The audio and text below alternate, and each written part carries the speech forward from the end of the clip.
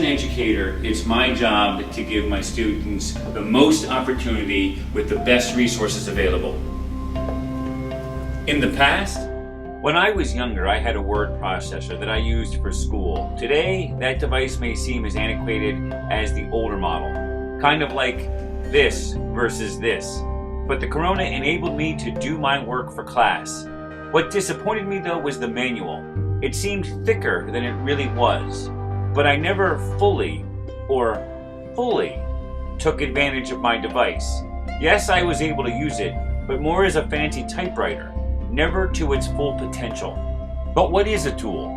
If its possibilities are understood, used wisely, used effectively, it can become so much more. From a numerous amount of jobs and beyond the simple, the familiar, and allow one to achieve great heights, if it is realized, if people are aware of the tool's power.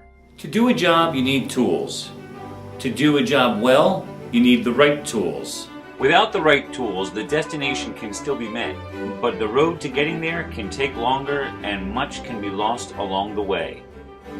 As a media teacher, I was not as hip to using Facebook and Twitter, thinking them only sites for people to catch up and or chat about daily routines.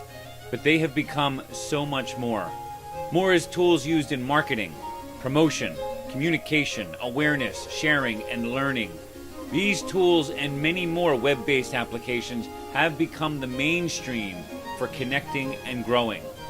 With this in mind, I wanted to discover how worthwhile these tools could be to a teacher and decided to do my project on the efficacy of social media in the classroom.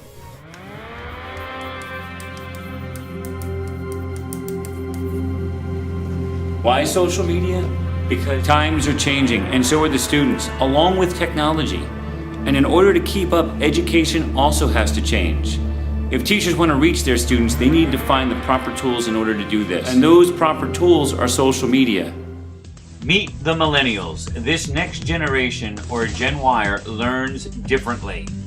Students are entwined with technology. Jeremy, can we talk? Sure. I need your undivided attention. Okay. Flip. Flip. Boop. Click. Go. So that's what it feels like? Make it snappy, the room is starting to spin. Today's generation is growing up with every kind of technology. They are plugged in, tuned in, and connected. Technology is changing very rapidly. An article cited how YouTube had an average of 65,000 uploads and 100 million videos viewed per day. And that was in 2007. Since then, it has grown exponentially. And there are so many users on Facebook, if it were a country, it would be the third most populous nation in the world after China and India. Teachers need to stay current and be aware of modern tools and technology. Educators can get stuck with tools when they're comfortable with them, and sometimes don't explore the other more modern implements and the possibilities they can hold.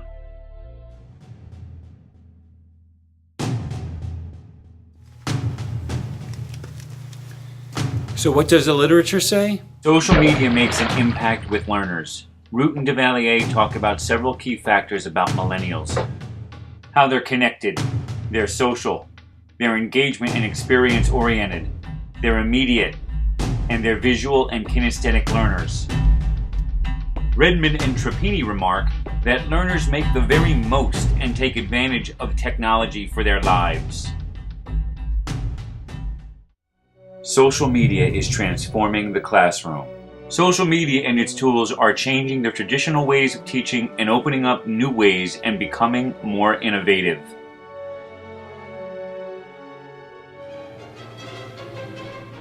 Social media are the tools for teachers.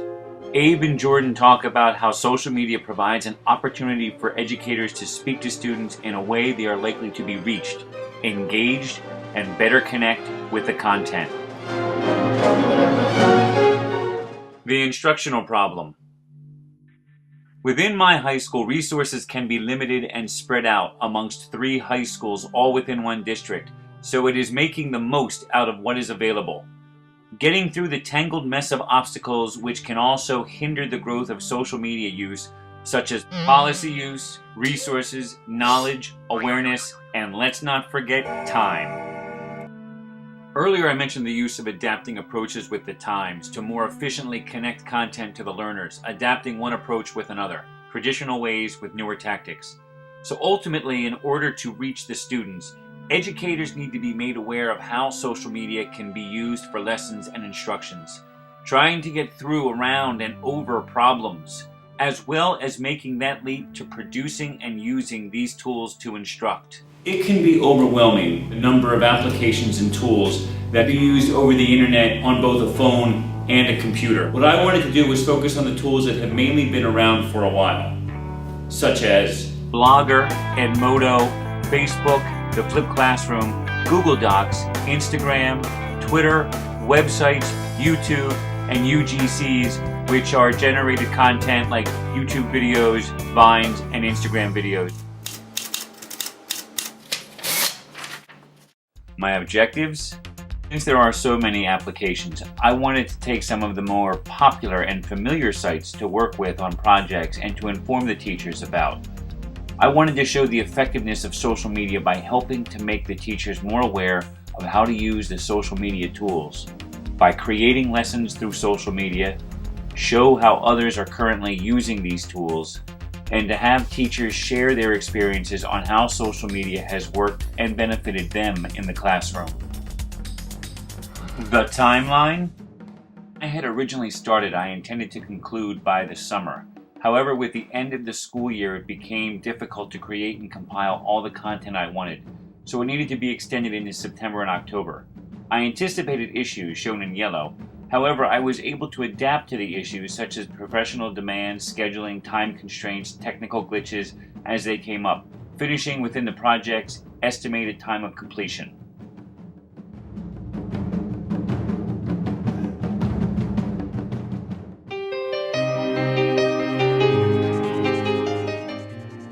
Surveys were first given to both students and teachers to see how connected they were. Students and teachers had the tools, they just weren't using them for education purposes as much. From that assessment, students wanted to see more use and teachers desired to do more, but certain factors held them back. Some of the key factors limiting teachers were the school's policies and technology. This led to the creation of the product, and once the product was completed, a post-survey was given, an interview was conducted, and a focus group was gathered.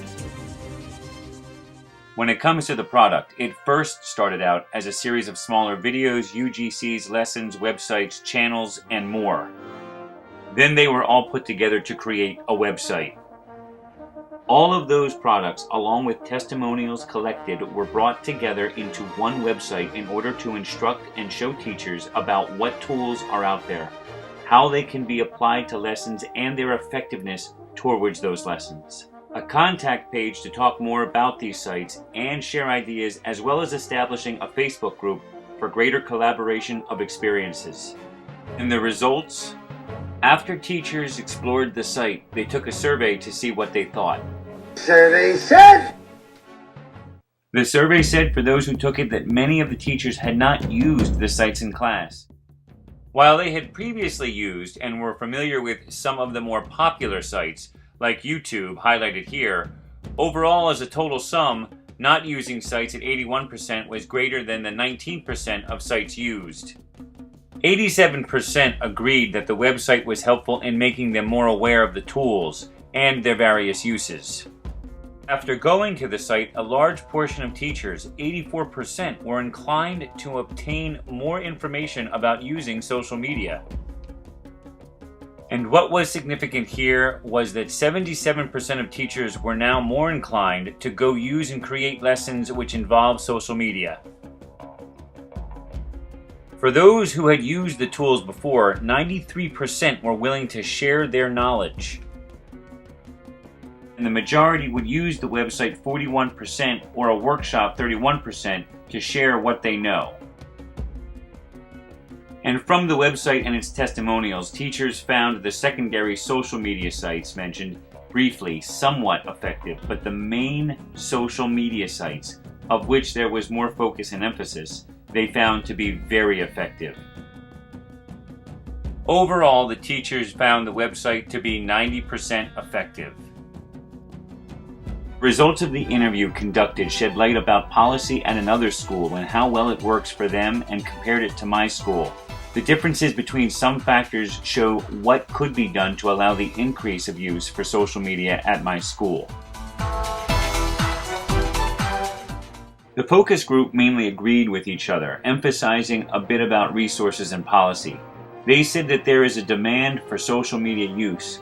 They want the Wi-Fi open for all to use, that it would be beneficial since it is familiar and popular with the students, and that the only way to be truly effective is to allow for an increased use in the classroom.